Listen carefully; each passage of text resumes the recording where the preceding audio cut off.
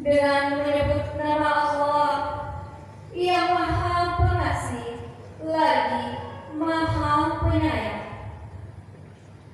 Maka berkat rahmat Allah, engkau berlaku lemah lembut terhadap mereka.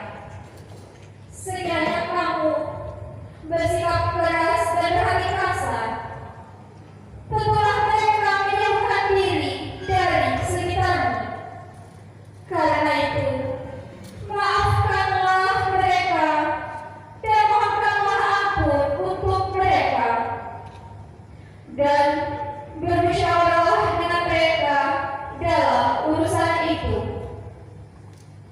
Kemudian, apabila engkau telah membulatkan tekad, maka bertawakkallah kepada Allah.